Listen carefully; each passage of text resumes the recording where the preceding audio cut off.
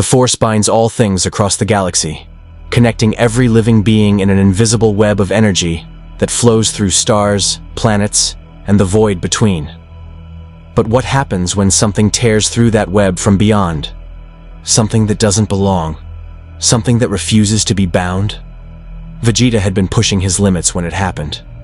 300 times gravity in the training chamber aboard his personal pod, muscles screaming as he executed the 10,000th strike combination. Sweat evaporated instantly from his body as ki flared around him in controlled bursts. He was stronger than he'd been on Namek, stronger than during the android crisis, but strength was never enough. Kakarot always found a way to surpass him, and that truth burned hotter than any star. He never saw the rift open. One moment, the pod's hull groaned under artificial gravity. The next, reality itself seemed to scream. The training chamber's walls peeled away like paper, revealing not the familiar void of space, but something else. A churning maelstrom of colors that shouldn't exist. Energies that made his instincts howl in warning. Vegeta's Kai exploded outward defensively, but the anomaly swallowed it, like a black hole swallows light. The pod tumbled through impossible dimensions. Vegeta slammed against bulkheads as the vessel's systems shrieked and died. Emergency lights flickered, died, then reignited in colors his eyes couldn't properly process. He tried to power up, to blast his way free, but his Kai wouldn't respond correctly. It felt sluggish, corrupted, as if the very fabric of this place was poisoning his energy. Then came impact. The pod screamed through an atmosphere Vegeta didn't recognize, trailing fire and debris. He had half a second to brace before the vessel plowed into rust-red earth at terminal velocity. Metal shrieked, systems exploded, the world became violence and noise. When silence finally came, Vegeta hung upside down in the wreckage, held by failing restraints. Blood trickled from a gash above his eye, his own blood, which meant he'd been hurt badly enough to bleed. That alone told him something was very wrong. He released the restraints and dropped, landing in a crouch amid sparking electronics and twisted metal. Every muscle ached. His Kai felt wrong, muffled, as if someone had wrapped his power in thick cloth. He could sense it there, coiled in his core, but accessing it felt like moving through syrup. Vegeta rose to his full height and surveyed the destruction. The pod had carved a trench half a kilometer long through what appeared to be industrial ruins. Massive factories loomed in the distance, many of them damaged or abandoned. The sky was a sickly orange, two suns hanging at different angles, neither of them the right color. Where the hell am I? His scouter was destroyed. Half his armor had been torn away in the crash. But Vegeta was still alive, still conscious, and still the prince of all Saiyans. Whatever this place was, whatever had brought him here, he would conquer it or die trying. A sound reached his ears, mechanical, rhythmic, approaching fast. Vegeta turned toward it, dropping into a combat stance despite his weakened state. If this world wanted to test him immediately, so be it. 3 figures emerged from the ruins, moving with unsettling precision. They were humanoid but wrong, too perfect, too identical. They carried weapons that hummed with energy Vegeta didn't recognize, and their optical sensors glowed an eerie blue as they focused on him. "Halt," one of them said in a flat, mechanical voice. "Unidentified crash survivor. Weapons detected. Prepare for termination." Vegeta's lips curled into a savage grin. His Kai might be weakened, but these metal toys had just made a fatal mistake. They thought he needed weapons. The battle droids raised their blasters, and Vegeta moved. Vegeta crossed the distance before the droids could fire, his speed still superhuman even in his weakened state. His fist punched through the chest plate of the nearest machine with a screech of tearing metal. Sparks exploded across his knuckles as he ripped out a tangle of wiring and circuitry, hurling the component at the second droid's head. The impact shattered its optical sensor. The machine stumbled, firing blindly. Energy bolts, not Kai, but something similar, sizzled past Vegeta's ear. He snarled and launched himself at it, driving his knee into its torso with enough force to fold the metal chassis in half. The third droid had better survival instincts. It retreated, maintaining distance while firing controlled bursts. Vegeta weaved between the shots, analyzing them. Energy weapons, but crude compared to what he'd faced. nowhere near as destructive as even a basic Kai blast. Pathetic. Vegeta raised his hand, gathering energy.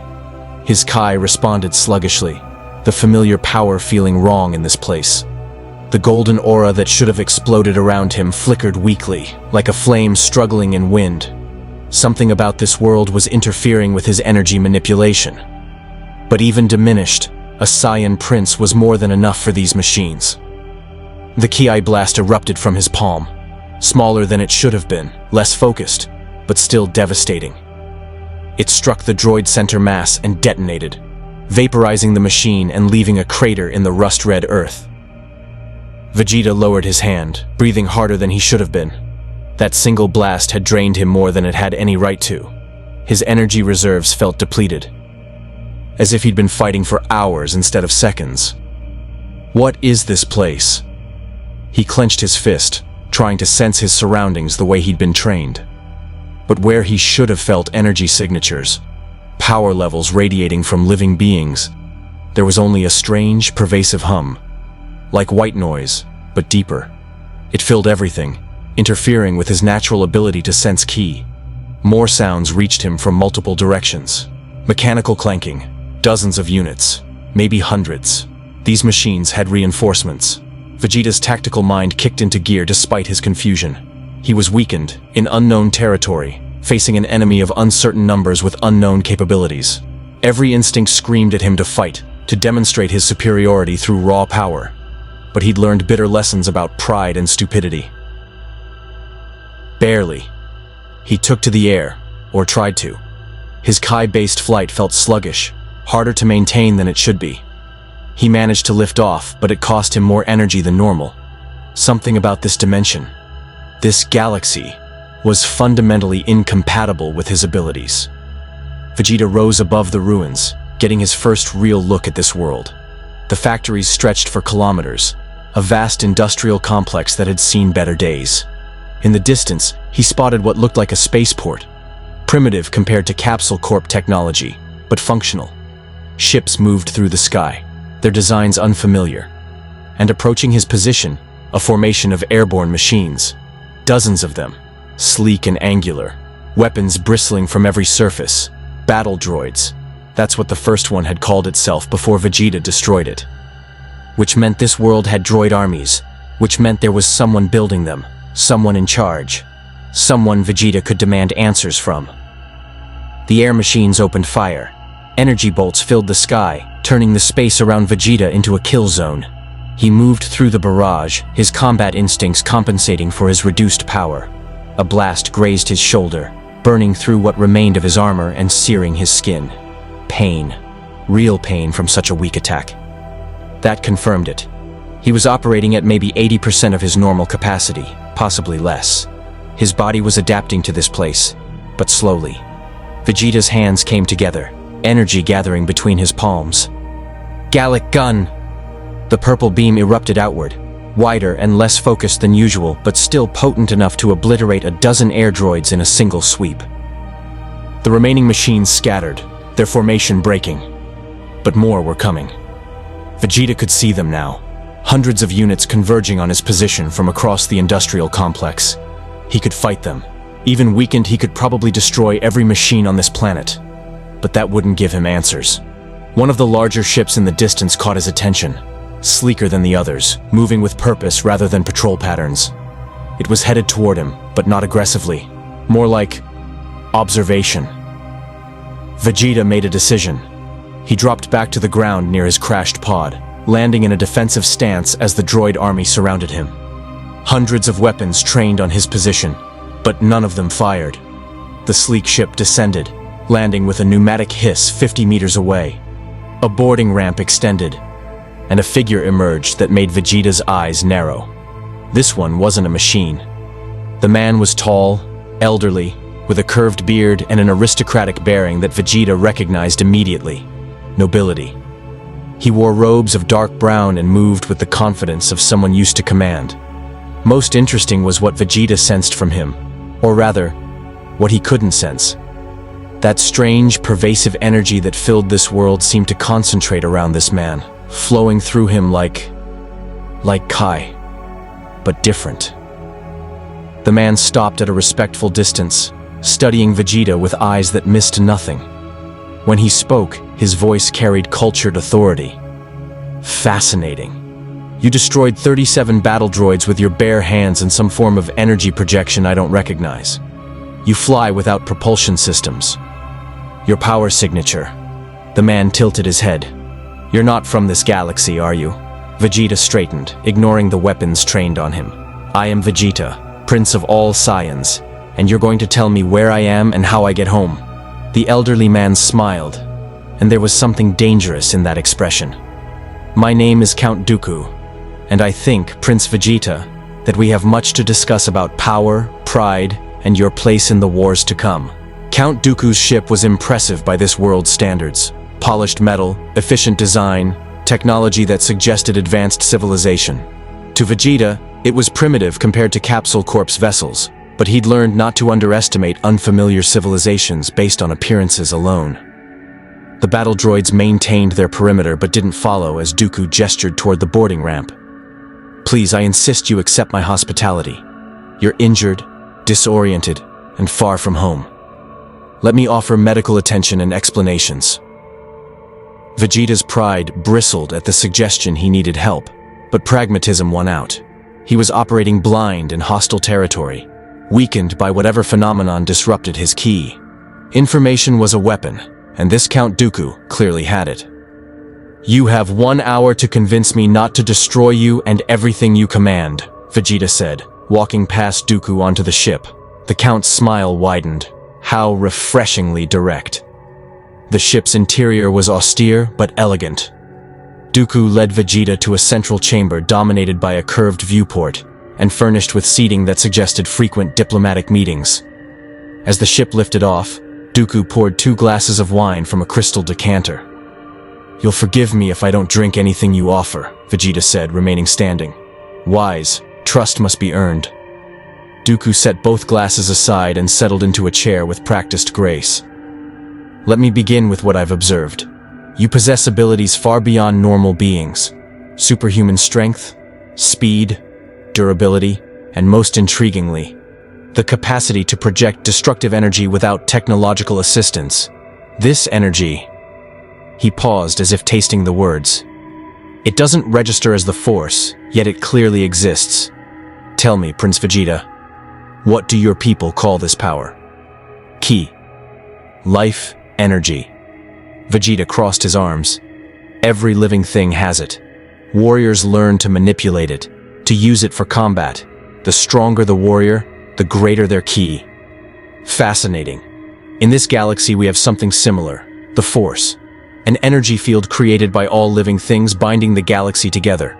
Some individuals can sense it, manipulate it, even draw power from it. Dooku's eyes gleamed. I am one such individual. Vegeta frowned. That pervasive energy he'd been sensing, the Force. It explained why his ki felt muffled, corrupted. 2 different energy systems trying to occupy the same space. This Force, it's interfering with my ki, making it harder to access my full power.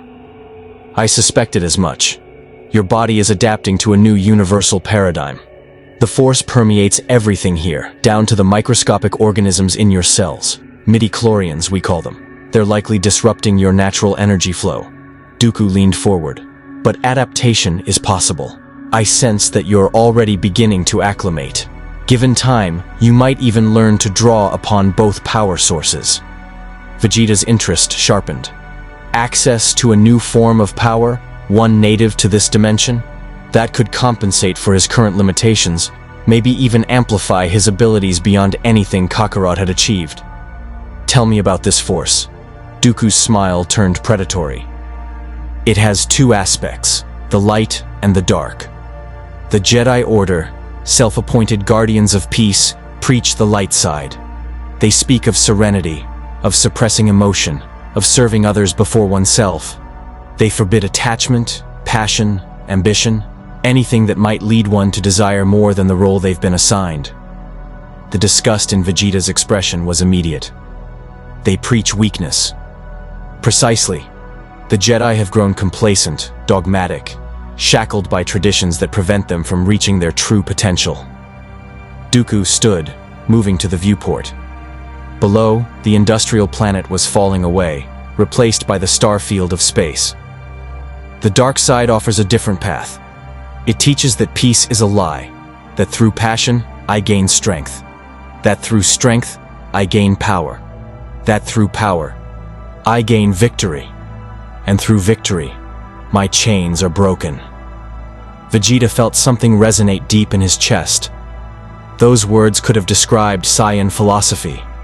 Warriors who sought strength above all else, who used rage and pride as fuel, who refused to accept limitations. You follow this dark side.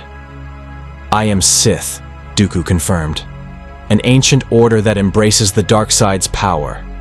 We reject the Jedi's cowardice, their fear of emotion and ambition. We believe the strong should rule, that power should be seized rather than denied. And yet you serve someone. Vegeta had fought too many battles, played too many political games not to recognize subordination. You called yourself Count, not Emperor, not King. Someone commands you.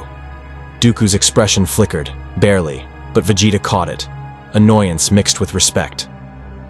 You're perceptive. Yes, I serve a master, as is the way of the Sith.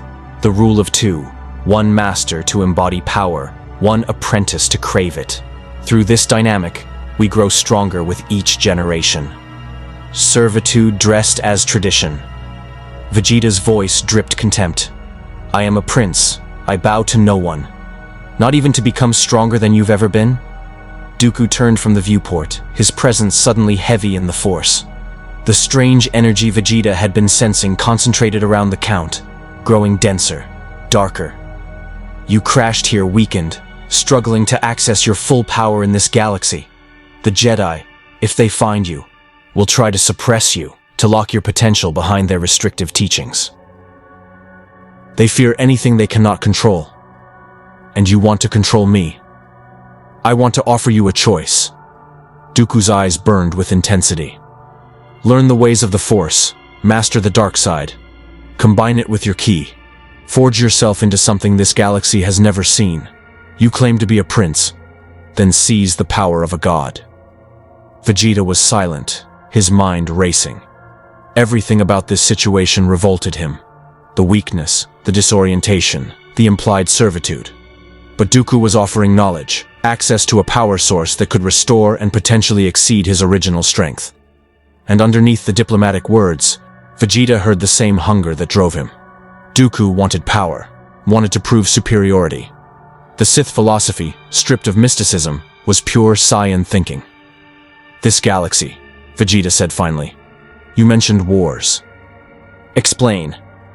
Dooku smiled, sensing victory.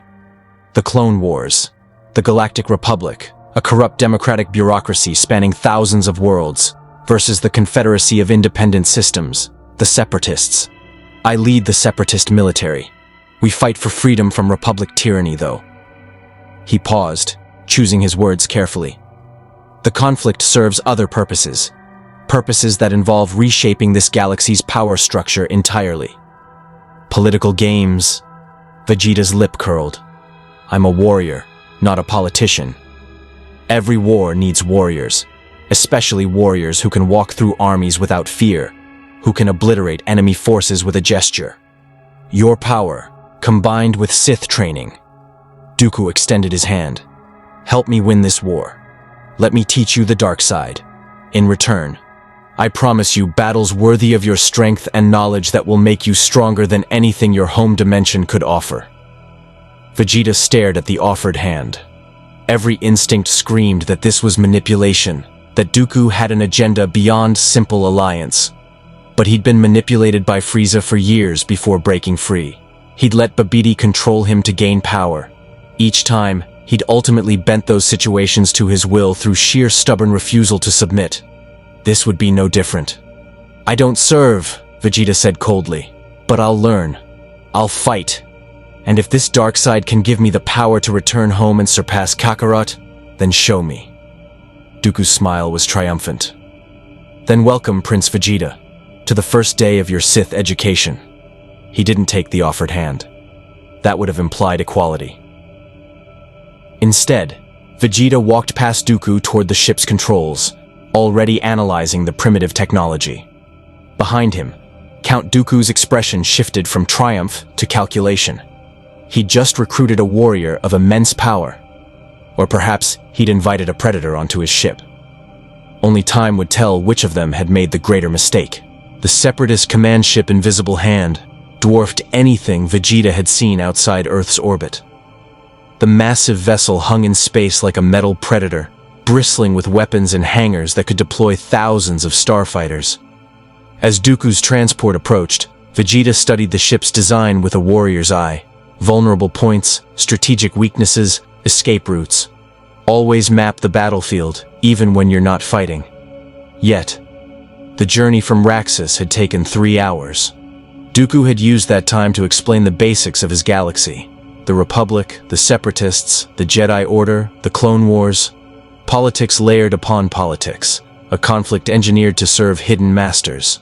Vegeta found it tedious, but information was power, and he absorbed every detail while concealing his analysis behind a mask of impatience.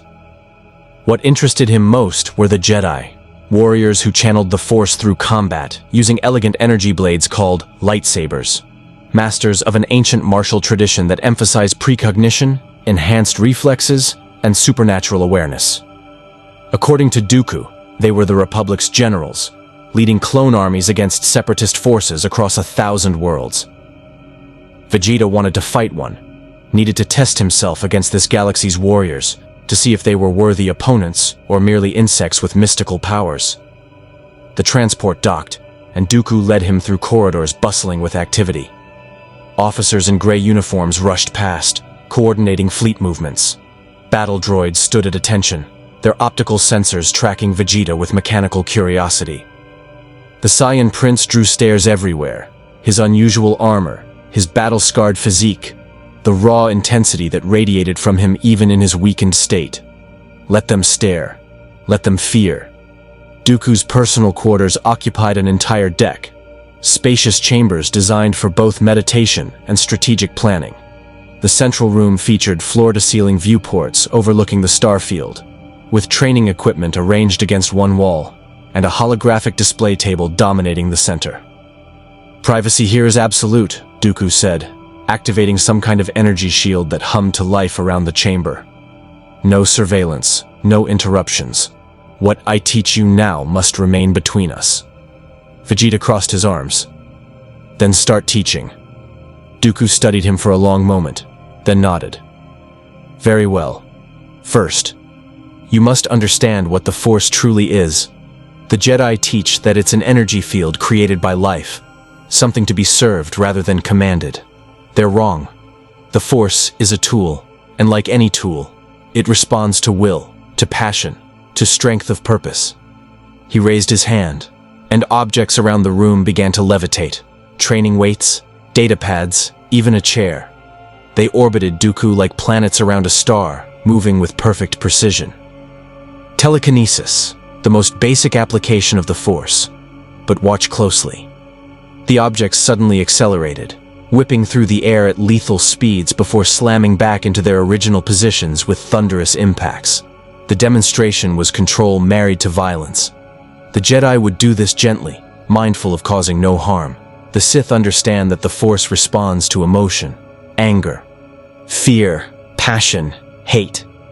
These aren't weaknesses to be suppressed. They're fuel. Vegeta thought of his own transformations, how rage had triggered his first Super Saiyan awakening, how fury made him stronger, faster, pushed him beyond his limits. "Show me how to access it." "Patience. First, you must feel it." Dooku approached, and Vegeta tensed, but the Count made no hostile move. "Close your eyes, breathe, reach out with your senses, not your Kai, but something deeper. The Force exists in every cell of your body now, in the midi-chlorians adapting to your presence. Feel them, connect with them." Vegeta's first instinct was to refuse. Closing his eyes in an enemy's presence violated every combat instinct. But he'd achieved Ultra Instinct through absolute focus, learned to fight while unconscious through pure martial discipline. If these Sith wanted to teach him, He'd master their lessons faster than any apprentice before him. He closed his eyes. At first, there was only the familiar sense of his own Kai, muffled and corrupted by this dimension's physics. But as he focused deeper, breathing slowly, he felt something else. A current beneath the current. That pervasive energy he'd been sensing since his arrival, but now personal, intimate. It flowed through him, foreign yet somehow natural, like a language he'd once known and forgotten. "Good," Dooku murmured. "You're a natural. Most apprentices take days to achieve first contact. Now, reach deeper. Find your anger, your frustration, the rage you felt when you crashed here, weakened and helpless. Let it fill you." That was easy. Vegeta's anger was never far from the surface. Anger at Kakarot for surpassing him. At himself for falling behind. At the universe for conspiring to humble him at every turn. He let that rage kindle. Let it build, from ember to flame. The Force responded. Vegeta's eyes snapped open. The strange energy that had been passive, ambient, was suddenly active, flowing into him like water finding a crack. It didn't replace his Kai. It merged with it, amplifying it, giving him access to reserves he hadn't known existed in this dimension. "Yes!" Dooku's voice held genuine excitement. "You feel it now. The dark side flowing through you.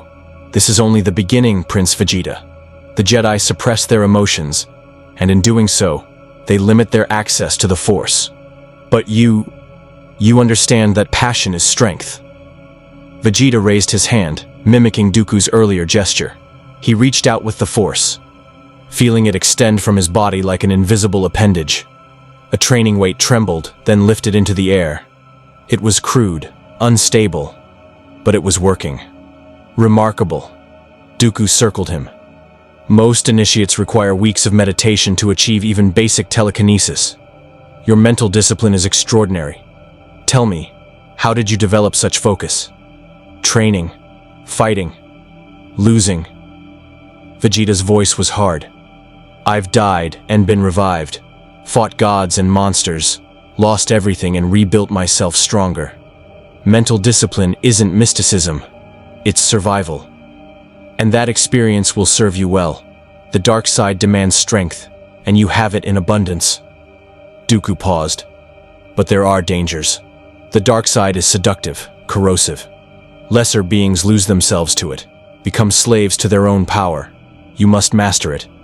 Not let it master you. Vegeta's laugh was sharp and cold. I've let parasites control my body for power before. I broke free through will alone. This Force energy isn't a being, it's a tool. And I've never met a tool I couldn't master. Arrogance. Good. The Jedi would call that a weakness. The Sith know it's essential. Dooku moved to the holographic display, activating it. A star map appeared, with red markers highlighting Republic positions and blue for Separatist forces. Now, let's discuss your first real test. There's a Republic convoy moving through the Corvus system. Medical supplies and clone reinforcements. 3 Jedi Knights escort it. Vegeta's attention sharpened.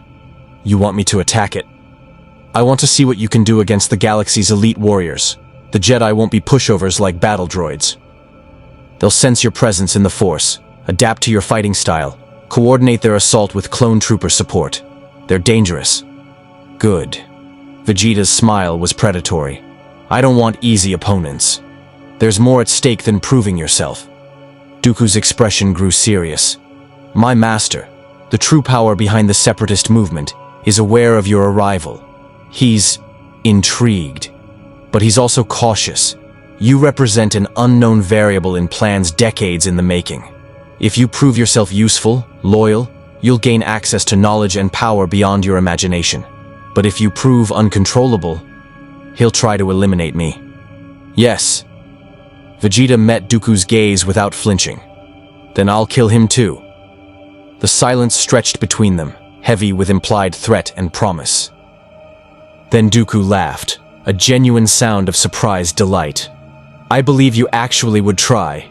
Magnificent. This is why I recruited you, Prince Vegeta. You're not like other apprentices groveling for scraps of power. You take what you want. He turned back to the star map. The convoy leaves Coruscant in 6 hours. I'll provide you with a ship, a small droid force for support, and tactical intelligence. Destroy those Jedi. Show this galaxy what happens when something from beyond the stars learns to channel the dark side. Vegeta studied the map, his tactical mind already planning the assault. 3 Jedi, unknown number of clone troopers, convoy formation in open space. He'd fought worse odds. But this would be his first real test in this galaxy, his first chance to measure himself against warriors who might actually challenge him. His ki was still weakened, but the Force was compensating, filling the gaps. And more importantly, his Saiyan blood was singing. The prospect of battle, of testing himself against new opponents, of proving his superiority in an entirely new dimension. This was what he lived for. 6 hours, Vegeta said. I'll be ready in 2. Dooku smiled. I expected nothing less. And Prince Vegeta, when you face these Jedi, remember, they'll try to redeem you, to turn you from the dark side with words of peace and restraint. They'll preach about the dangers of passion, the evils of the Sith. Let them preach. Vegeta's aura flickered. Not just ki now, but something darker, colder.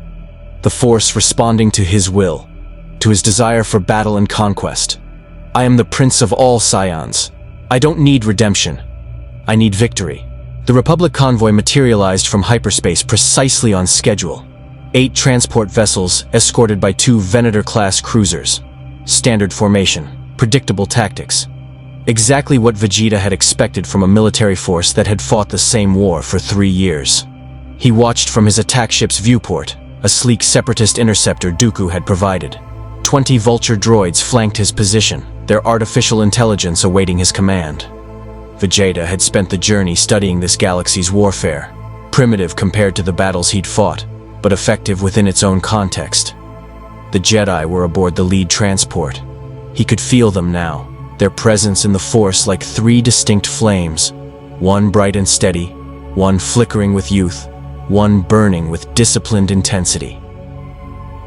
The Force connection had strengthened over the past hours, his Saiyan physiology adapting rapidly to this dimension's energy. His ki flowed more freely now, merging with the dark side in ways that felt disturbingly natural. Vulture Squadron, attack formation Beta, Vegeta commanded. The droids acknowledged with mechanical chirps, adjusting their vectors. Then he opened the communications channel to the convoy. Republic vessels, you're carrying supplies to clone armies that prop up a corrupt bureaucracy. Surrender them now, and I'll let you run back to Coruscant with your lives. The response came within seconds, a male voice, calm and authoritative. This is Jedi Knight Roan Var. Separatist forces, you are outnumbered and outgunned. Power down your weapons and prepare to be boarded. Vegeta's grin was savage. I was hoping you'd say that. He cut the transmission and launched himself from the airlock. The vacuum of space meant nothing to him. Ki protected his body, creating a personal atmosphere that his Saiyan physiology could sustain for hours. He accelerated toward the convoy, vulture droids following in his wake, and watched the Republic forces scramble to respond. The Venator cruisers opened fire first. Turbolaser batteries lit up the void, massive energy beams designed to cripple capital ships. Vegeta weaved between them, his combat instincts reading trajectories that should have been impossible to track. The Force enhanced his natural abilities, feeding him precognitive flashes. Not visions of the future, but awareness of intent, of where attacks would come before they manifested. He raised both hands and gathered energy. Letting Ki and the Force blend together, the resulting blast erupted from his palms in a violet-gold fusion, darker than his normal attacks. It struck the nearest cruiser's shield generators, and the barriers collapsed in a cascade of overloaded energy. Impossible! Someone shouted over the Republic channels. No starfighter has that firepower! I'm not a starfighter, Vegeta muttered. 3 vessels detached from the convoy. Jedi interceptors, fast and agile. They moved with unnatural precision, the Force guiding their pilots. Vegeta felt their presence crystallize as they approached, the 3 Jedi, finally taking the field. The lead fighter banked hard, bringing weapons to bear. But before it could fire, Vegeta was there, landing on its hull with a metallic clang. He ripped through the viewport with his bare hands, telekinetic energy tearing metal like paper. Inside, a Twi'lek Jedi stared at him in shock. "What are you?" the Jedi gasped. Vegeta grabbed him by the throat and hurled him into space, then blasted the fighter's reactor core. The explosion bloomed behind him as he launched toward the second interceptor. This pilot was faster, the Force screaming warning in time. The Jedi, a human woman, ejected before Vegeta reached her ship, igniting a blue lightsaber as she fell through the void. Her Force abilities kept her alive, telekinesis providing momentum and protection. Interesting. These Jedi could survive space combat.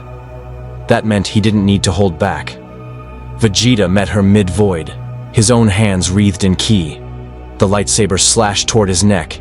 He caught the blade between his palms, energy against energy. The weapon didn't cut his flesh. His ki and Force aura providing a barrier even against plasma contained by a magnetic field. The Jedi's eyes widened. "You're channeling the dark side. Who trained you?" "No one you'll live to report." Vegeta headbutted her, the impact cracking her skull despite her Force-enhanced durability.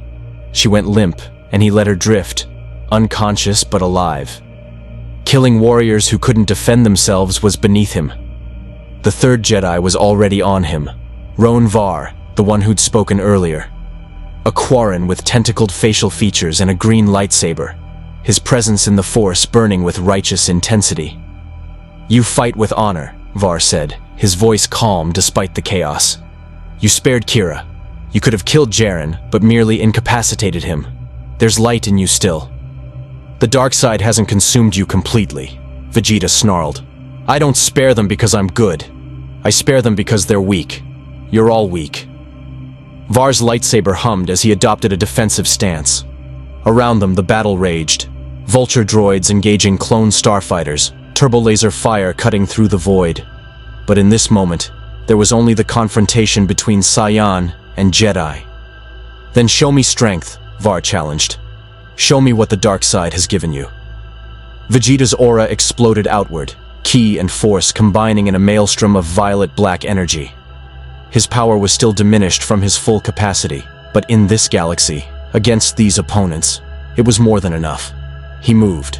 Var's precognition saved his life, barely. The Jedi's blade intercepted Vegeta's ki-enhanced punch, deflecting it with impossible timing. But the sheer force of the blow sent Var spinning through space, his telekinetic control struggling to stabilize. Vegeta pressed the advantage, appearing beside the Jedi with instantaneous movement. His fist drove into Var's ribs, cracking them despite the Force barrier. The Jedi counterattacked, lightsaber cutting in precise arcs that would have bisected a normal opponent. But Vegeta fought like he'd been fighting all his life, with devastating speed, brutal efficiency, and absolute confidence. He flowed around the blade, reading Var's intentions through the Force, adapting to the Jedi's combat style with the quick genius that had let him master techniques by watching them once. "You're skilled," Vegeta admitted, blocking a thrust aimed at his heart. "Better than the others. But you're still holding back, still restrained by your precious Jedi code." "Restraint is strength," Var gasped, blood leaking from his mouth. "The dark side offers power, but it costs everything you are. I am a warrior, a prince, a Saiyan who has died and returned stronger. The dark side costs me nothing. It gives me what I've always sought." Vegeta's hands came together, energy building between them. Power without limit, strength without apology, supremacy without question. The Gallic gun erupted point blank, enhanced by dark side fury. Var's eyes widened. He raised his lightsaber, channeled every ounce of Force energy into a protective barrier, drew on reserves a Jedi should never touch. It wasn't enough. The beam engulfed him, carrying the Jedi away from the battlefield and into the void. When the energy dissipated, Var floated unconscious, his armor scorched, his lightsaber drifting free. Vegeta caught the weapon before it could be lost to space. He studied the elegant design, felt the kyber crystal resonating within. A weapon that required the Force to construct, attuned to its wielder's very soul. "Pathetic," he whispered. But he kept the lightsaber. The convoy was in full retreat, the Venator cruisers covering the transport's escape into hyperspace. The Vulture droids had lost half their number, but had crippled 2 transports, acceptable losses for a field test. Vegeta let them run. He'd proven what he needed to prove. The Jedi were skilled, dangerous, worthy opponents. But they were conquerable. The hologram flickered to life in Dooku's meditation chamber, and Vegeta felt the temperature drop. The figure that appeared was cloaked and hooded, features hidden in shadow except for yellowed eyes that burned with malevolent intelligence. The presence radiating from this projection was different from Dooku's. Deeper, colder, like staring into an abyss that stared back with hungry anticipation. "So," the figure rasped, "this is the anomaly, the warrior from beyond our galaxy."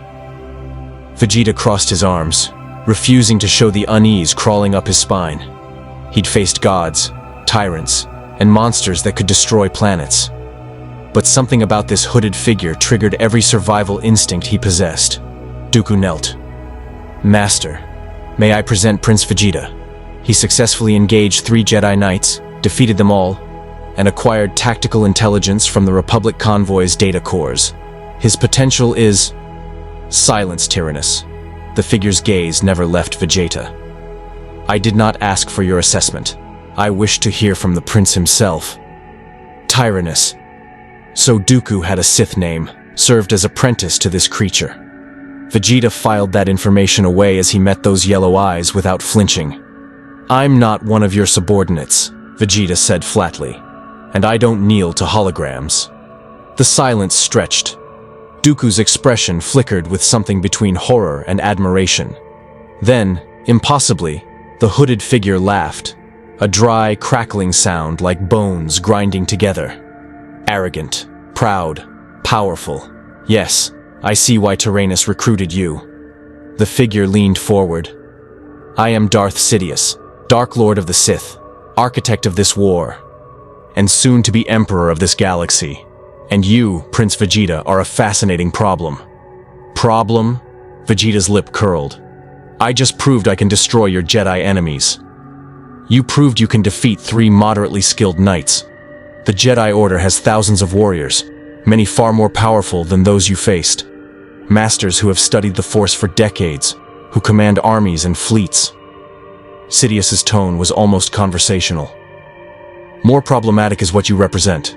A variable outside my calculations, a power I did not account for in plans set in motion long before you arrived." "Then adjust your plans." "Oh, I intend to.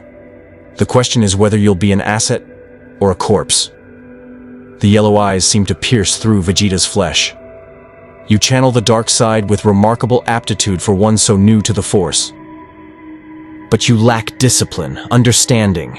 You wield it like a club when it should be a scalpel. Tyrannus has taught you the basics, but you require proper instruction." Vegeta bristled. "I don't need... You need to understand your situation." Sidious's voice cut like a blade, and suddenly the dark side pressure in the room intensified. Vegeta felt it crushing down on him, this being's power vastly exceeding Dooku's.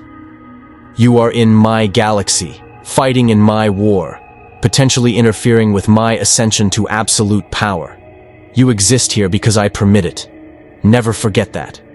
Vegeta's ki exploded outward reflexively, gold aura flaring as he pushed back against the force pressure. The 2 energies clashed in the space between them, reality rippling where they met. Sidious's eyes widened fractionally. "Fascinating. Your power truly is alien to the Force, yet compatible with it. You resist my will through sheer energy output rather than Force technique." The pressure relented slightly. "Tell me, Prince Vegeta, why did you accept Tyrannus's offer? What do you truly want?" The honest answer surprised Vegeta as much as it would surprise them.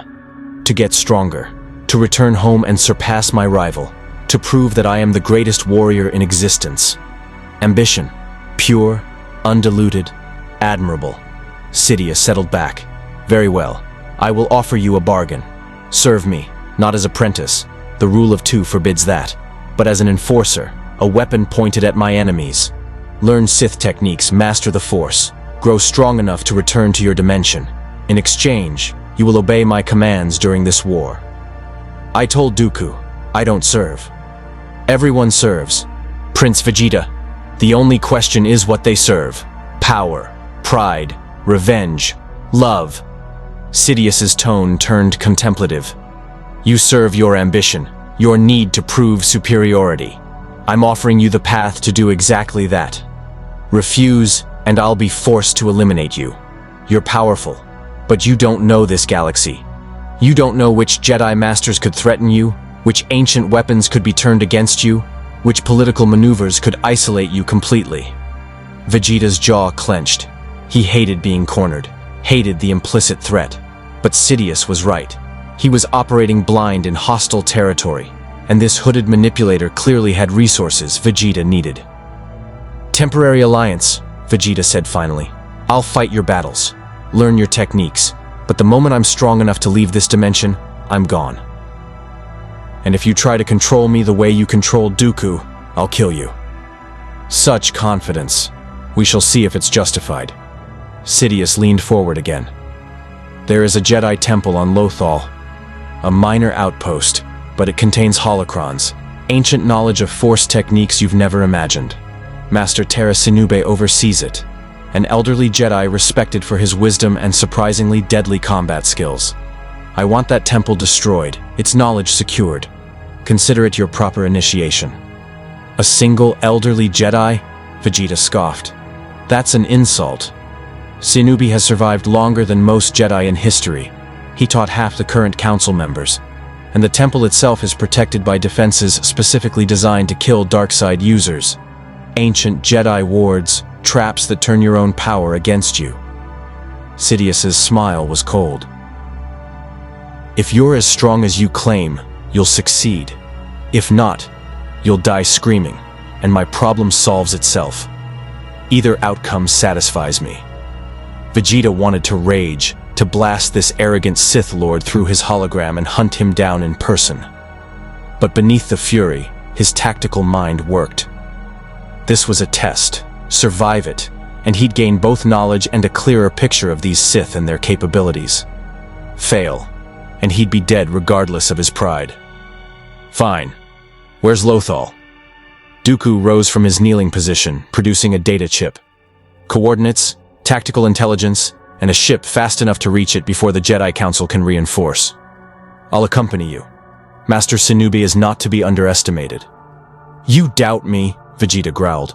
"I'm ensuring my investment doesn't die stupidly." Dooku's expression was unreadable. "And perhaps preventing you from walking into a trap unprepared. The Jedi Temple defenses are unlike anything in your experience. You'll need guidance." Sidious's hologram flickered. "Go then. Tyrannus, ensure our prince understands Sith philosophy during the journey. And Prince Vegeta, when you face Master Sinub, remember this. The Jedi will try to appeal to whatever honor, whatever mercy you possess. They'll see you as a fallen warrior who can be redeemed. Prove to me that you understand what the Sith truly are. Beings who take what they want, unconstrained by morality or compassion." The hologram vanished, leaving Vegeta and Dooku alone. "Your master is a manipulative bastard," Vegeta said flatly. "Yes, it's one of his best qualities." Dooku moved toward the door. "But he's also the most powerful Force user alive, with plans that will reshape galactic civilization. Cross him now, and you die. Prove yourself valuable, and you'll gain access to Sith secrets that could indeed make you strong enough to return home." Vegeta followed, his mind churning with calculations and strategies. He was trapped in a web of Sith politics, surrounded by manipulators who saw him as a tool. But he'd been a tool before. For Frieza. For Babidi. Each time he'd broken free and emerged stronger. This would be no different. "Tell me about these temple defenses," Vegeta demanded as they boarded Dooku's ship. And as the invisible hand fell away behind them, setting course for Lothal, Vegeta began planning not just how to survive Sidious's test, but how to turn it to his advantage. Lothal hung in the viewport like a jewel. Green continents, blue oceans, peaceful in a way that made Vegeta's instincts scream warnings. Peaceful planets in wartime meant hidden dangers, traps disguised as sanctuaries. The journey had taken 18 hours. Dooku had used that time to lecture about Sith philosophy, history, and the specific techniques that separated dark side users from Jedi. Vegeta absorbed it all with the focused intensity of a warrior studying an opponent's fighting style. The temple is built on a vergence, a nexus point where the Force naturally concentrates, Dooku explained as their ship entered the atmosphere. The Jedi chose such locations deliberately, believing the light side's strength would protect their sanctuaries, but vergences amplify all Force energy, light and dark alike. Meaning my power will be enhanced there. Vegeta's eyes gleamed. Yes, but so will the temple's defenses. Ancient Jedi architects bound wards into the very stone, designed to detect dark side presence and trigger lethal responses. Force lightning would ground through your body. Telekinetic attacks would rebound amplified. Even your ki, merged as it is with the dark side, will mark you as a target. Vegeta studied the temple as it came into view. A graceful structure of white stone and elegant architecture, built into a cliff face overlooking a vast grassland. It looked serene, almost fragile. He didn't trust it for a second. And Sinube? Master Terra Sinube is 443 years old. His species, Kosian, ages slowly. He survived longer than any Jedi in recorded history through a combination of wisdom, patience, and a lightsaber technique focused on absolute economy of motion. Dooku's expression grew thoughtful. I fought him once, decades ago when I was still a Jedi. He nearly killed me. Don't underestimate him because of his age. The ship landed a kilometer from the temple. Vegeta stepped out first, immediately feeling the difference in the Force here. It was denser, more active, pressing against his consciousness like a living thing. His Kai resonated with it, the dark side energy he'd been channeling amplifying automatically. I feel it, Vegeta muttered. The power here, it's concentrated. Focus. Dooku moved beside him, hand on his lightsaber. The temple's wards will activate the moment we approach. We'll need to move quickly. Overwhelm the defenses before they can adapt to our... He never finished the sentence. The ground erupted beneath them, not an explosion, but pure Force energy crystallized into physical assault. Vegeta leaped aside, ki flaring as he launched himself skyward. Below, stone tendrils wrapped around where he'd been standing, sharp enough to impale. The defenses are active already, Dooku snarled, his red lightsaber igniting. Sinub knows we're here. Good. Vegeta's aura exploded around him, gold-violet energy pushing back against the temple's wards. I wanted his attention. They advanced on the temple, and reality itself seemed to resist them. The air thickened, each step requiring more effort. Vegeta felt the light side pressing down, trying to smother his dark side connection, to purge the corruption from the vergence. He pushed back harder, letting his Saiyan fury fuel the dark side. His ki had always responded to emotion. Rage made him stronger, pride made him faster. Now, merged with the Force, those emotions became weapons in themselves. The temple doors stood open, an invitation or a trap. Vegeta didn't care which. Inside, the architecture was both beautiful and alien. Columns carved with scenes of Jedi history, meditation chambers designed for perfect acoustics, training halls with scorch marks from thousands of practice duels, and everywhere, that oppressive light side presence, so concentrated it felt like walking through water. He's waiting in the central chamber, Dooku said quietly. I sense him. One presence but completely calm. No fear, no doubt. They found him in a circular room beneath a domed ceiling painted with constellations. Master Terra Sinubi sat cross-legged on a meditation platform, his aged form wrapped in traditional Jedi robes. His cane lay across his lap, but Vegeta's Force senses detected the weapon hidden within. A lightsaber, dormant but ready. Sinub's eyes opened, ancient, knowing, sad. Count Dooku, you've returned to this temple after all these years, but not as the Jedi I trained. His voice was gentle despite the implied condemnation. And you've brought a student. One touched by the dark side, yes, but also by something else. Something foreign. Vegeta stepped forward, done with the philosophical posturing. I'm not his student. I'm not anyone's student. I'm here for the holocrons, the knowledge in this temple. Give them to me, and I'll let you walk away. Sinube stood slowly, with the careful movements of extreme age.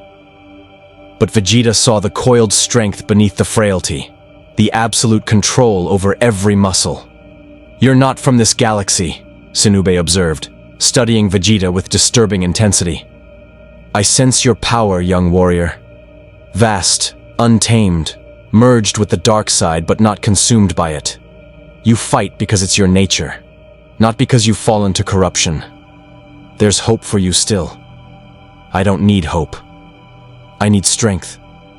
Strength without purpose is just violence. Power without wisdom is just destruction. Sinube picked up his cane, but didn't ignite the weapon. The holocrons contain knowledge accumulated over millennia. In the wrong hands, they could cause immeasurable suffering. I cannot allow you to take them. Dooku's lightsaber hummed. Then you'll die protecting them, old friend. Perhaps. But not before teaching this young warrior a lesson about the difference between strength and power. Sinube's cane ignited, a brilliant blue blade extending from the concealed hilt. His stance shifted, becoming fluid despite his age. Attack me, Prince Vegeta. Show me what you've learned from the dark side. Vegeta didn't need to be told twice. He launched himself forward, ki-enhanced speed carrying him across the chamber in a fraction of a second. His fist, wreathed in dark-side energy, drove toward Sinube's head with enough force to pulverize stone. The old Jedi moved. It wasn't speed. It was precision. Sinube's blade intercepted Vegeta's punch at the exact angle to deflect it without a direct clash. The Saiyan's momentum carried him past, and Sinube's lightsaber carved a line across his armor before Vegeta could correct. First blood. To the elderly Jedi. Vegeta snarled and spun, launching a ki blast point blank. Sinube's free hand came up, and the blast simply stopped, frozen in the force, hanging in the air between them like a captured star. Then it dissipated harmlessly. You rely too much on overwhelming power, Sinube said calmly. Against a skilled opponent, that's predictable. Dooku attacked from the opposite side, red blade cutting in lethal arcs. Sinube parried without looking, his blade moving in economical circles that deflected every strike. He fought two opponents simultaneously without apparent effort, his ancient eyes tracking movements before they happened.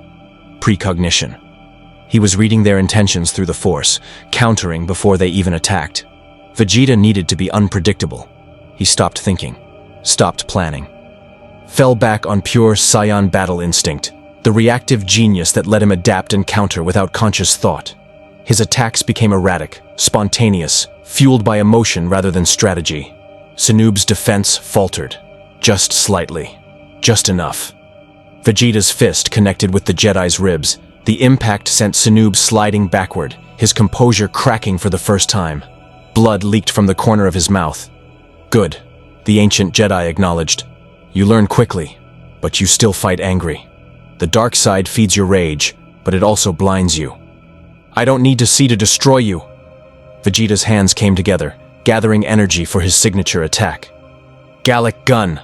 The purple-gold beam erupted forward, enhanced by the Vergence's concentrated force energy.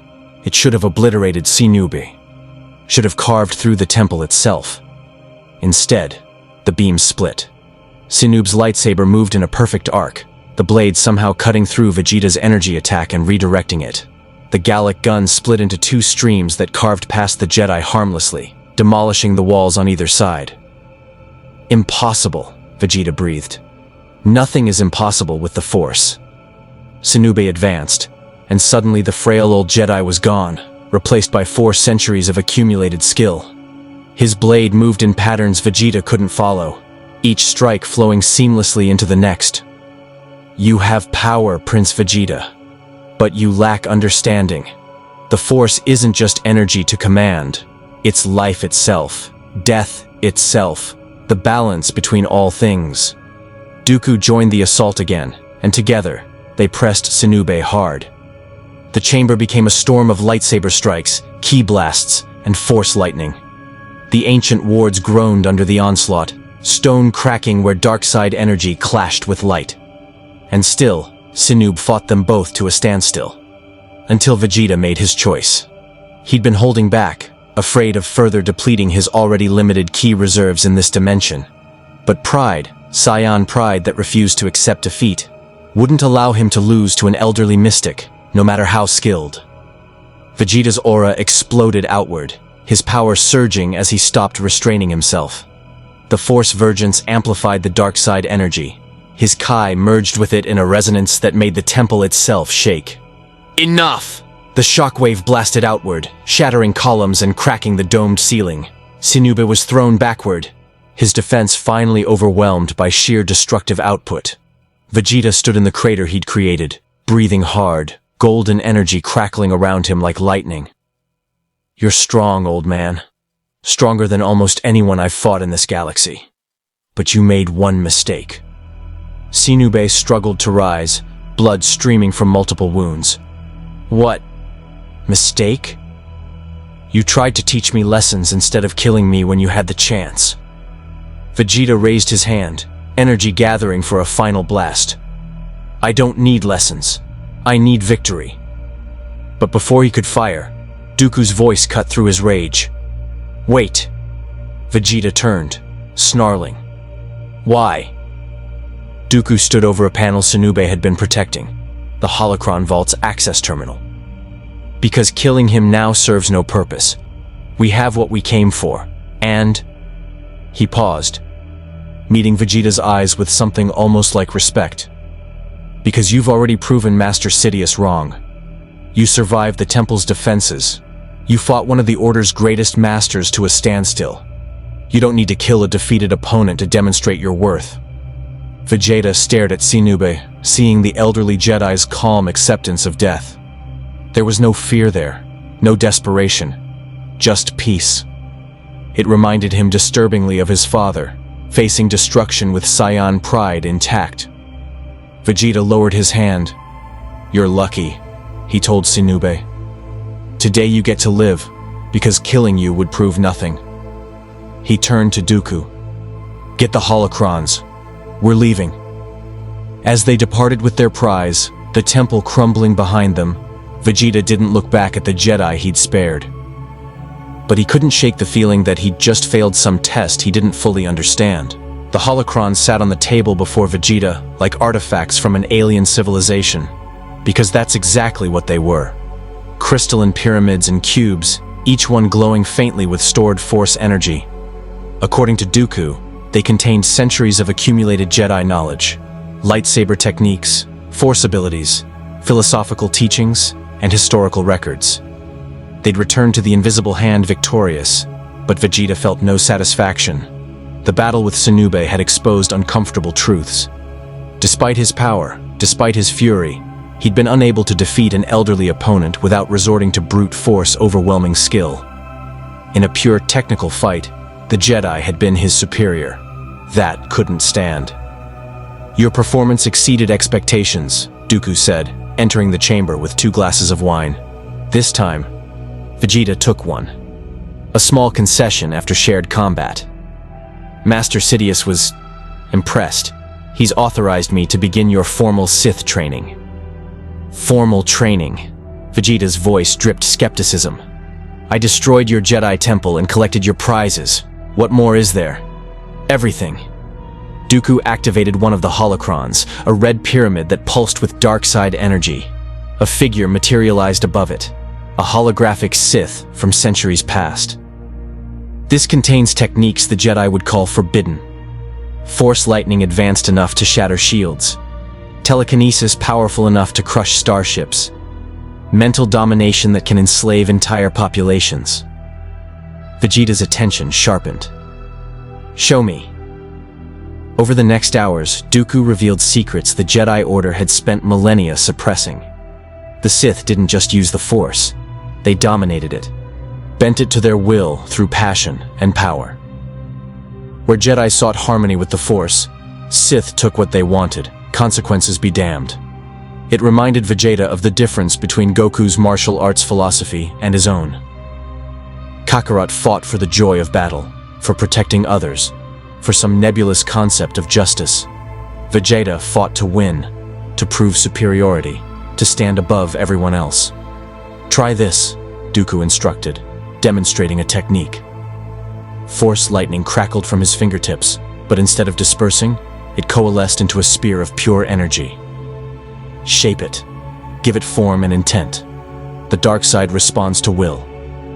Vegeta raised his hand, calling on the merged energy of Kai and Force. Lightning erupted from his palm, violet black, more intense than Dooku's, but unfocused and wild. He concentrated, visualizing the energy taking solid form. The lightning twisted, fought his control, then suddenly coalesced. A spear of crackling energy materialized in his grip, humming with lethal potential. He hurled it at a training dummy across the room. The spear punched through the target and exploded, leaving only smoking debris. "Remarkable," Dooku breathed. "Most apprentices require weeks to achieve that level of control. Your mental discipline continues to astound." "I've trained my entire life. Mental control over energy is fundamental to ki manipulation." Vegeta studied his hand, watching residual lightning dance between his fingers. "This force, lightning. It's similar to my Kai attacks, but draws on different principles. Emotion versus pure energy." "Precisely. The dark side amplifies passion, rage, fear, hatred, pride. The stronger the emotion, the greater the power." Dooku's expression grew intense. "But there's a balance. Lose yourself completely to emotion, and you become a slave to the dark side. Master your emotions while channeling them, and you become truly formidable." They trained for hours. Dooku taught advanced telekinesis, not just moving objects, but crushing them, manipulating them at molecular levels. He demonstrated force choke, the ability to strangle opponents from across vast distances. He revealed Sith alchemy basics, the art of corrupting and transforming matter through dark side energy. Vegeta absorbed it all with frightening speed. His Saiyan physiology, combined with the mental discipline forged through countless battles, let him master techniques in hours that should have taken months. But beneath the training, tension built. "You're holding back," Vegeta accused during a sparring session. "You're teaching me, but not everything, not your best techniques." Dooku parried his lightsaber strike. Vegeta had constructed his own now, with a synthetic crystal that burned violet. "Of course I'm holding back. You're not truly my apprentice. You're an asset, a temporary ally who could become a threat." "Smart." Vegeta's blade locked against Dooku's. "Because I do the same. The moment I learn everything useful from you, I'm gone. Back to my dimension, back to surpassing Kakarot." Which brings us to a problem. Dooku disengaged, deactivating his lightsaber. "Master Sidious has been conducting research into your arrival, how you came to our galaxy, what phenomenon allowed dimensional travel. His findings are troubling." Vegeta's stomach tightened. "Explain." "The rift that brought you here was a one-time anomaly, a tear in reality that sealed immediately after your passage. Replicating it would require energy output equivalent to a supernova, channeled with impossible precision." Dooku's expression was genuinely sympathetic. "There's no way home, Prince Vegeta. Not through any technology or force technique we possess." The chamber went silent. Vegeta stood motionless, processing the implications. Trapped. The word echoed in Vegeta's mind like a death sentence. Trapped in an alien galaxy, dimensions away from Earth, from Bulma, from Trunks, from the chance to finally surpass Kakarot and prove his supremacy. "You're lying." His voice was low, dangerous. "This is another test, another manipulation." "I wish I were." Dooku produced a datapad, displaying complex calculations and energy readings. "Master Sidious has access to Republic and Separatist scientific resources. He's consulted with the galaxy's greatest minds, astrophysicists, Force scholars, ancient texts about dimensional anomalies. The conclusion is unanimous. You're stranded here." Vegeta's hand crushed the datapad to fragments. His aura exploded outward, golden energy mixed with dark side fury. The walls groaned, metal buckling under the pressure of his rage. No! The word tore from his throat as Kai blasts erupted from his hands, obliterating training equipment and bulkheads. I won't accept this. I didn't survive Frieza, the androids, Majin Buu, gods and monsters just to be trapped in this primitive backwater. Dooku weathered the storm, force barrier protecting him from debris. He said nothing, letting Vegeta's fury burn itself out. Finally, the Saiyan Prince stood amid the wreckage, breathing hard, fists clenched so tight his knuckles bled. There has to be a way. Some ancient force technique, some technology, something. Perhaps. Dooku's tone was carefully neutral. There are legends. The world between worlds. A mystical plane that exists outside normal space and time, accessible only through specific vergences and ancient temples. Some scholars believe it connects all realities, all dimensions. If such a place truly exists, then that's my way home. Vegeta seized on the possibility like a drowning man grabbing a lifeline. Where is it? How do I access it? The legends are fragmentary, contradictory. Some say it's on Lothal, ironically the world we just visited. Others claim Mortis, a mythical realm that may not even exist in normal space. The Jedi Council might know more, but they guard such knowledge jealously. Dooku paused deliberately. Of course, once Sidious becomes Emperor and the Jedi are destroyed, we'll have access to their entire archive. Every secret, every map, every obscure text about dimensional travel. Vegeta's eyes narrowed. You're manipulating me. Dangling hope to ensure my cooperation. Yes, but that doesn't make the hope false. Dooku met his gaze steadily. You want to go home. Master Sidious wants to rule the galaxy. Our goals align, for now. Help us win this war, destroy the Jedi Order, and you'll have access to resources that might actually give you a chance of returning to your dimension. It was a cage disguised as an alliance. Vegeta recognized it immediately. But what choice did he have? Raging against reality wouldn't change it. He'd learned that lesson the hard way, over and over throughout his life. How long? Vegeta demanded. How long until this war ends and the Jedi are destroyed? Months. Perhaps a year. Sidious's plans are already in motion. The Republic is corrupt and failing. The Jedi overextended. The clone army loyal to him alone through programming they don't even know exists. Dooku's expression grew calculating.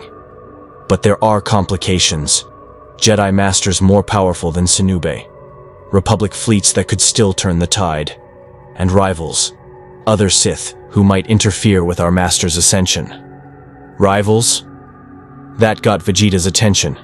I thought there were only two Sith, master and apprentice. Officially, yes, the rule of two has governed the Sith for a millennium. But rules are made by the powerful to maintain their power. And when someone like you appears, someone with abilities beyond what this galaxy has ever seen, the rule becomes flexible. Dooku hesitated, then continued. There's another, Sidious's current apprentice before you arrived. Powerful, ruthless, and very territorial about his position. Let him come. Vegeta's voice was ice. I'll kill him and anyone else who stands between me and going home. That confidence may be warranted. You've grown exponentially in just days. Your ki adapting to this dimension. Your force abilities developing at unprecedented rates. But don't underestimate this galaxy's warriors. You've faced skilled Jedi Knights. You haven't encountered true masters yet. Beings who've studied the Force for lifetimes, who command power that can reshape reality itself. Vegeta thought of Sinube, how the elderly Jedi had nearly defeated him through pure skill, then extrapolated that to someone in their prime, with even greater power and centuries more experience. Then I need to get stronger, faster than they can react. He turned back to the holocrons. Show me everything, every technique, every secret. I don't have the luxury of gradual training anymore. Dangerous. Rushing Sith training leads to madness, self-destruction. The dark side rewards strength, but punishes weakness and impatience. I've rushed my entire life, forced transformations that should have killed me, pushed past limits that should have been absolute. I'm still here, still fighting. Vegeta's eyes burned with determination. This galaxy thinks it can cage me? Fine. I'll learn its rules, master its powers, and then I'll shatter every barrier between me and home. Dooku studied him for a long moment. Then slowly, he smiled. Very well. But understand, what I'm about to teach you will change you. The techniques required to face Jedi Masters, to survive in Sidious's schemes, they extract a price. Your emotions will be weaponized. Your pain will become power. The line between who you are and what the dark side makes you will blur. I've been possessed by evil before. I broke free through will alone. Vegeta's fists clenched. The dark side is just another power source. I'll use it, control it, and discard it when I'm done. We shall see. Dooku activated multiple holocrons simultaneously. Crimson light filled the chamber as ancient Sith teachings materialized. Then let us begin your true education. Prince Vegeta. By the time we're finished, you'll be strong enough to face anything this galaxy can throw at you. The holographic Sith began their lessons. Techniques from the old empire, from the ancient wars, from eras when dark side users commanded armies and toppled civilizations. Force abilities that could drain life itself, corrupt minds, shatter wills. Vegeta absorbed it all, his Saiyan mind cataloging every technique, every principle, every advantage. The dark side sang to him, promising strength without limit, power without restraint. But beneath his focus, beneath the rage and determination, a small voice whispered warning. He'd told Dooku the dark side was just a tool, but tools could become crutches, power could become addiction. And the more he channeled the dark side, the more natural it felt. Like it had been waiting for someone like him all along. A Saiyan Prince who refused to kneel, who burned with pride and rage, who would sacrifice anything for strength. The dark side hadn't corrupted him. It had found its perfect host. Outside the training chamber, the war continued. Clone troopers and battle droids died by the thousands. Jedi led desperate campaigns, while separatists pushed deeper into Republic space. And in the shadows, Darth Sidious watched his newest piece move across the board. The Sith Lord smiled. Prince Vegeta thought he was using the dark side to find his way home. He had no idea that he was becoming exactly what Sidious needed. A weapon powerful enough to kill Jedi Masters, unpredictable enough to shatter the Order's defenses, and desperate enough to do anything for the promise of escape. The galaxy had never seen anything like Vegeta before. It would learn to fear him soon enough. The mission briefing came 3 weeks after Vegeta's revelation about being stranded. 3 weeks of brutal training, of mastering Sith techniques that should have taken years. 3 weeks of the dark side seeping deeper into his consciousness, merging with his Saiyan nature until the boundary between warrior pride and Sith philosophy became invisible. Dooku stood before the tactical display, his expression grave. Master Sidious has identified our primary obstacle. Jedi Master Mace Windu. Second only to Yoda in combat prowess, leader of the Jedi Council and the architect of the Republic's military strategy. As long as he lives, the Jedi Order remains coordinated and effective. Vegeta studied the hologram, a dark-skinned human with an intense gaze and a bearing that radiated absolute confidence. You want me to kill him? I want you to try. Windu is formidable beyond description. He's mastered Vapad, a lightsaber form that channels his opponent's darkness back against them. The more dark side energy you use, the stronger he becomes. He's defeated Sith Lords, survived battles that killed dozens of Jedi Masters. Dooku's tone carried genuine respect. If you can eliminate him, Sidious will grant you unrestricted access to every holocron, every archive, every scrap of knowledge about dimensional travel we possess. And if I fail, then you die, and Master Sidious finds another weapon to wield. Dooku deactivated the display. Windu is currently on Dantooine, investigating reports of an ancient Jedi temple that may contain information about the world between worlds. Ironic, isn't it? Your target is searching for the very thing you need. Vegeta's hands clenched. The world between worlds, his possible way home, and a Jedi Master who could supposedly counter the dark side itself stood between him and that knowledge. Where on Dantooine? The ruins are remote, accessible only by airspeeder. Windu travels with a small team, 2 Jedi Knights and a squad of clone troopers. Killing them all will be difficult. Killing Windu specifically will be nearly impossible. Dooku paused. Unless you're willing to go beyond what you've done so far. Unless you're willing to embrace the dark side completely. I've been using the dark side for weeks. No. You've been channeling it, controlling it, keeping it at arm's length. True Sith don't control the dark side. They surrender to it, let it consume them, become pure vessels for its power. Dooku's eyes gleamed yellow in the chamber's dim light. You're holding back, Prince Vegeta, still clinging to whatever you were before. But against Mace Windu, that restraint will kill you. Vegeta wanted to argue, to insist he was using the dark side to its fullest. But he knew Dooku was right. He'd been treating it like ki, a tool to be managed, controlled, directed. The Sith way was different. It demanded total commitment, complete immersion. It demanded he stop being Vegeta, Prince of Saiyans, and become something else entirely. There's a technique, Dooku continued, producing a crimson holocron. Forbidden even among the Sith, because so few survive it. A ritual that breaks down the barriers between the user and the dark side, forging them into a single entity.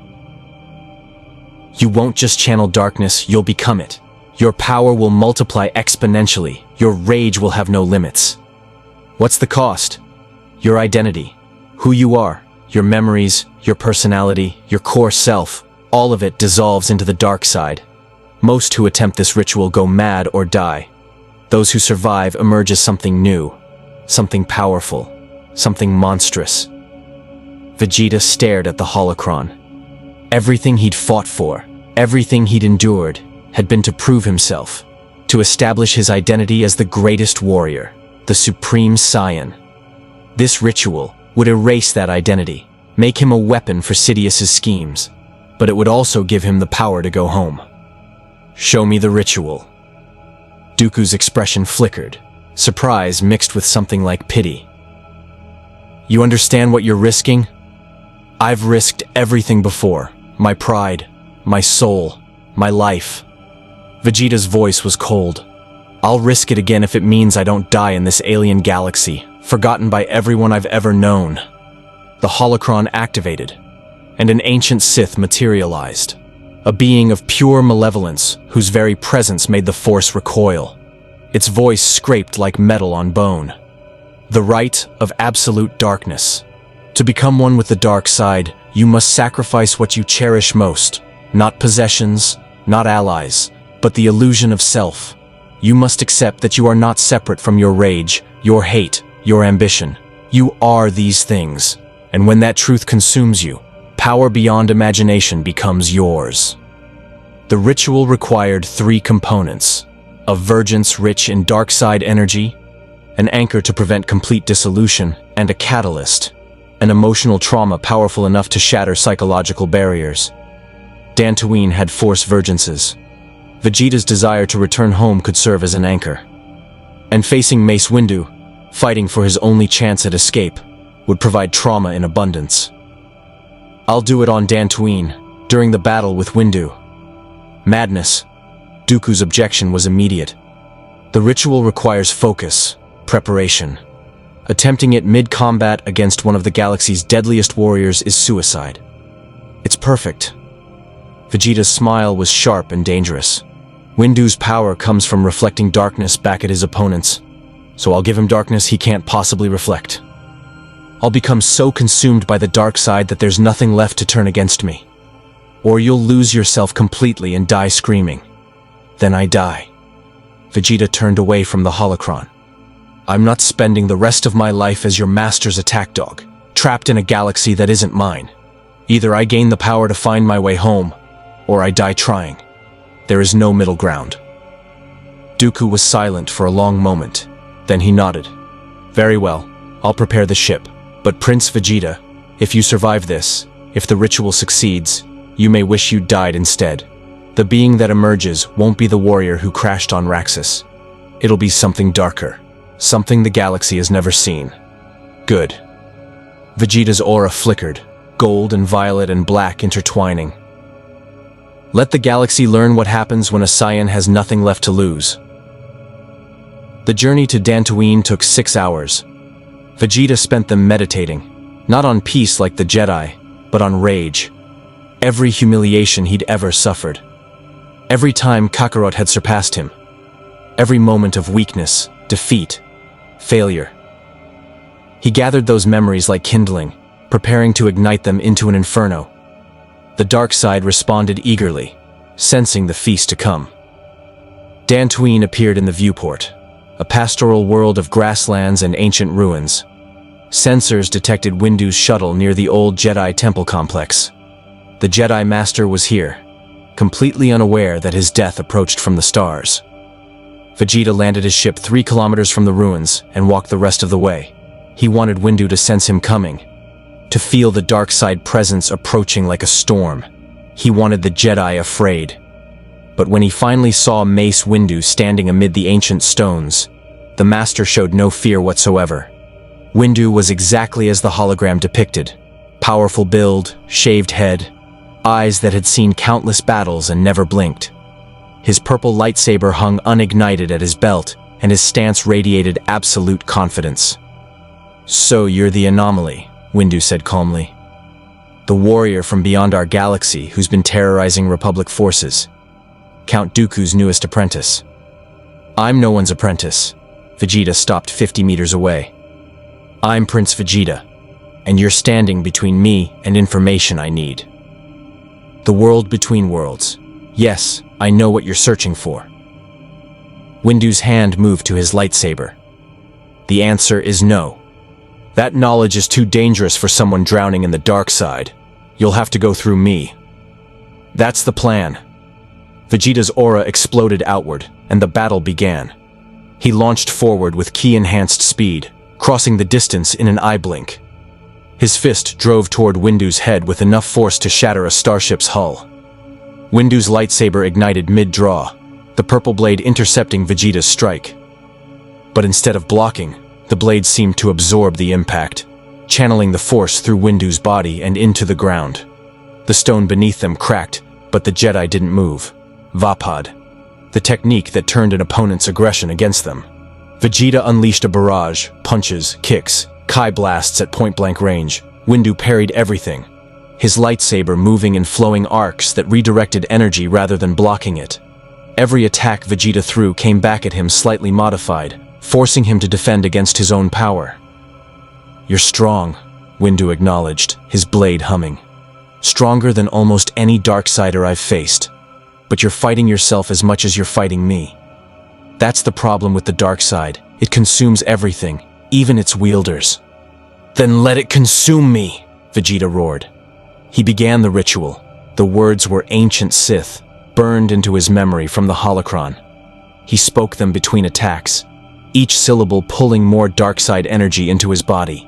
The Vergence responded, darkness flowing from the very stones of the ruined temple. Windu's eyes widened. "What are you doing?" "Becoming your death."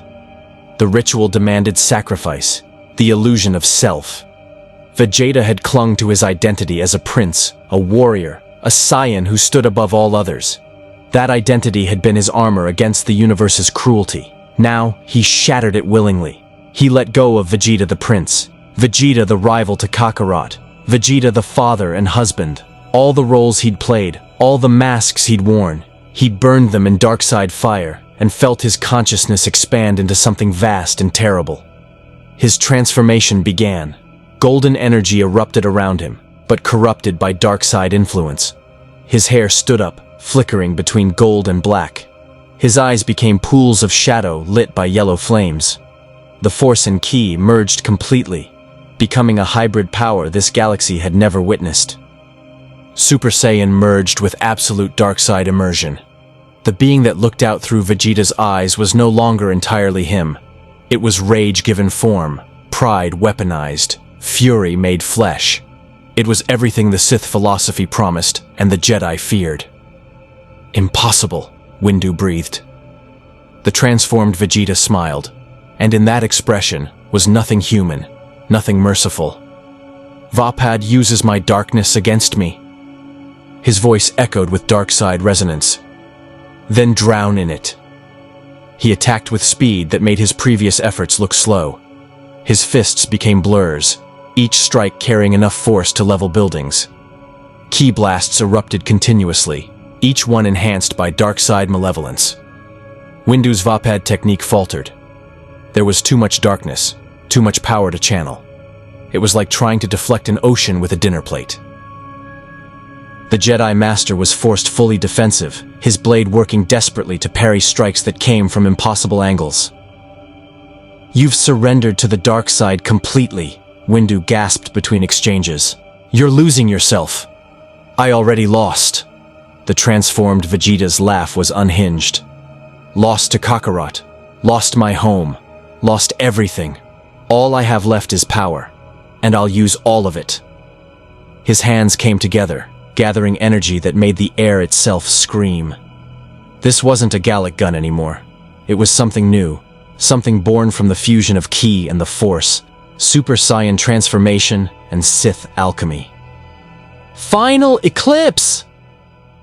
The beam erupted forward, black energy edged with corrupted gold, big enough to engulf the entire ruins. Windu raised his lightsaber, channeled every ounce of force power he possessed into a barrier. It wasn't enough. The beam punched through his defenses, through his legendary durability, through everything that made Mace Windu one of the galaxy's greatest warriors. It carried him backward, through ancient walls, across the grasslands, until finally it detonated with enough force to create a mushroom cloud visible from orbit. When the smoke cleared, Vegeta stood alone in a crater half a kilometer wide. Windu lay at the far edge, his armor scorched, his lightsaber shattered, barely breathing but somehow alive. The transformed Vegeta walked toward him slowly, savoring the victory. "You should have given me the information when I asked." Windu coughed blood. "The world between worlds doesn't work the way you think. It's not a doorway you can open with power. It requires balance, harmony. The dark side will reject you. Then I'll force it open. You'll die trying.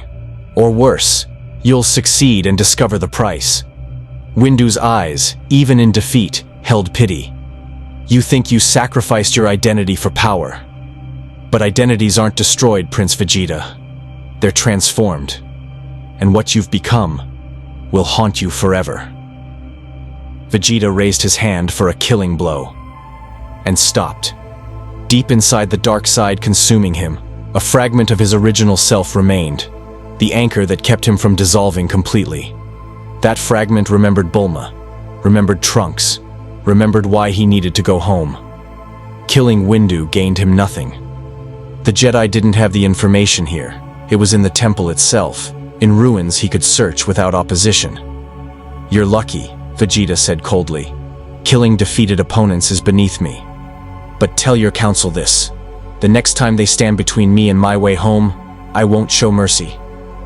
He turned away from the broken Jedi Master and walked into the temple ruins, leaving Windu alive, but shattered. Behind him, the Jedi whispered into his comm. "Council, we have a problem. The Sith have created something new, something unstoppable, and I don't know if we can stop him before."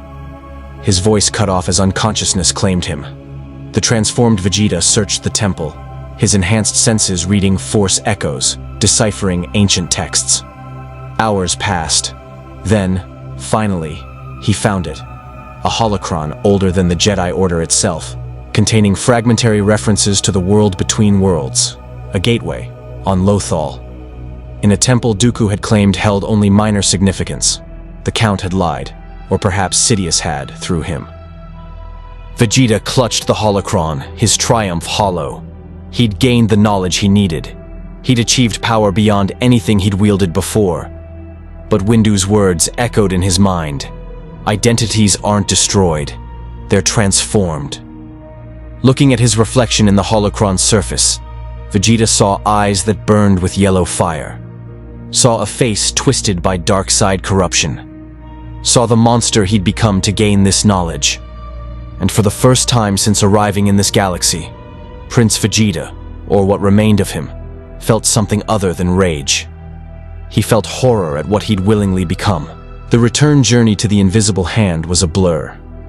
Vegeta's transformation gradually receded, the Super Saiyan dark side fusion fading as his body exhausted its reserves.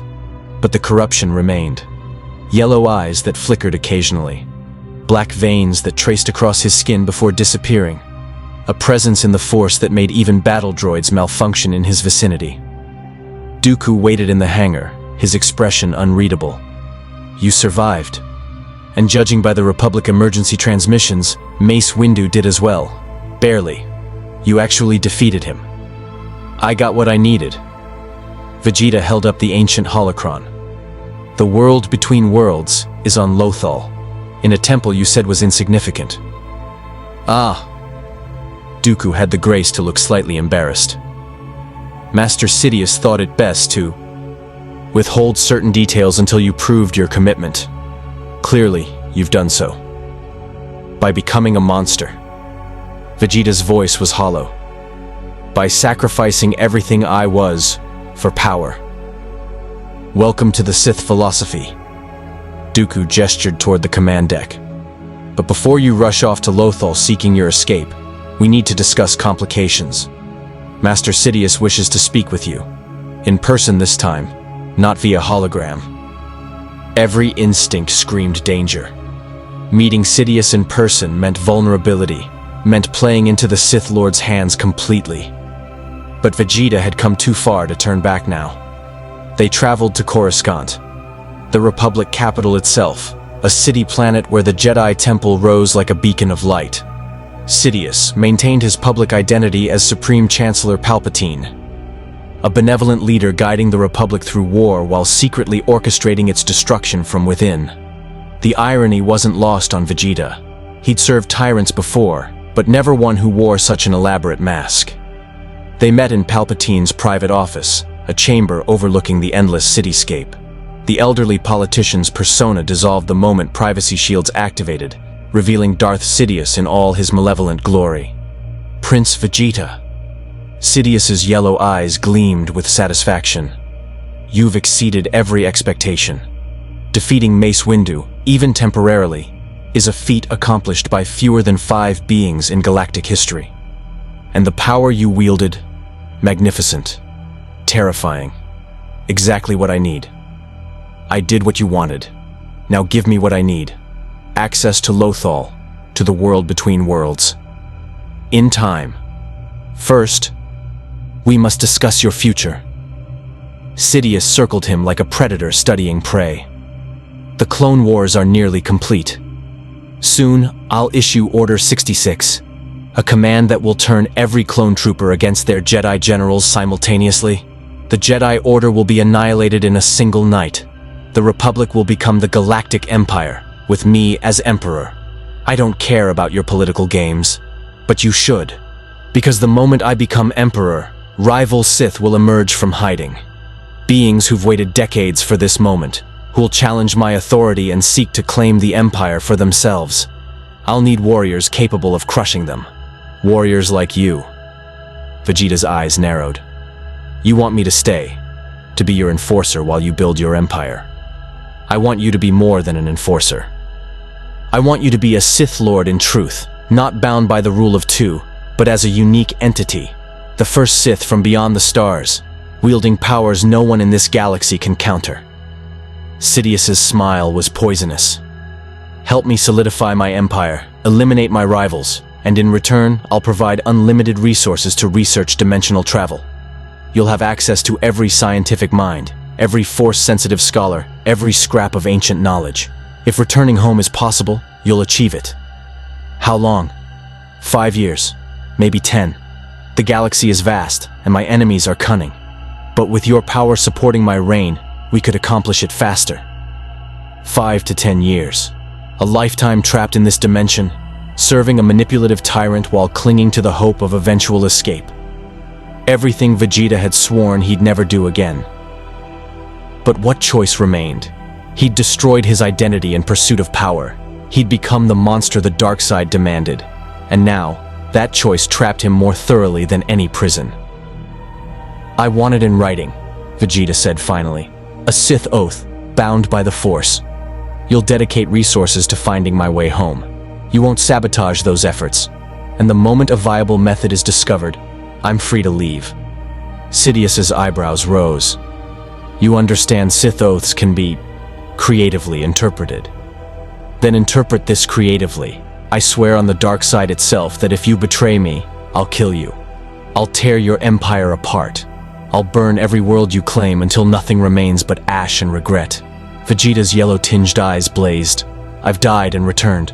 I've fought gods. I've survived things that would break you. Don't test me." The silence stretched. Then Sidious laughed, genuine amusement mixed with respect. "Very well. A Sith oath it shall be. You'll serve as my enforcer until a path home is found. In return, I'll expend whatever resources necessary to discover that path." His expression hardened. "But understand, Prince Vegeta, the world between worlds is guarded by entities older than the Sith, older than the Jedi. Accessing it requires more than power. It requires trials that will test everything you've become. I'll face whatever trials necessary. Then we have an accord." Sidious extended his hand, dark side energy crackling between his fingers. Vegeta grasped it, feeling the Force bind them in an oath that transcended simple words. "Welcome, Lord Vegeta, to your new role. The galaxy will learn to fear your name." The weeks that followed blurred together. Order 66 was executed with devastating precision. Thousands of Jedi killed simultaneously as their clone troopers turned on them without warning. The Jedi Temple was stormed, its archives seized. The Republic was restructured into the Empire, with Sidious crowned Emperor before a cheering Senate.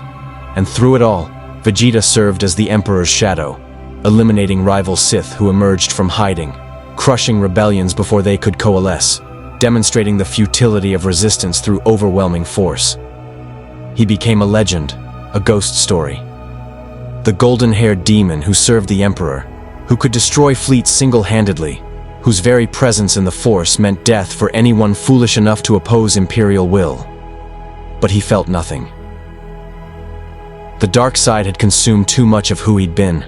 The warrior who'd fought for pride, for rivalry, for the chance to prove himself. That warrior was gone, replaced by a weapon forged in Sith philosophy and tempered by impossible power. Until one night, alone in his chambers, Vegeta activated a holo recording he'd made before the ritual. His own face appeared, stern, proud, unbowed by defeat. "If you're watching this," the recording said, "then the ritual succeeded. You're alive, but changed, corrupted. Everything you swore you'd never become." The recorded Vegeta's expression softened slightly. "Remember why you're doing this. Remember Bulma. Remember Trunks. Remember Earth. Don't let the dark side take those memories from you. They're all that matters." The recording ended, and Vegeta sat in darkness, wrestling with emotions the dark side insisted were weaknesses. A chime interrupted his meditation. Dooku's voice came through the comm. "Lord Vegeta, the Emperor has approved your request. Imperial scientists have deciphered the Lothal Temple's entry protocols. The world between worlds awaits." Vegeta rose, his hands trembling slightly. After months of service, of becoming something he despised, the moment had finally arrived. "Prepare a ship," he ordered. "I'm going to Lothal.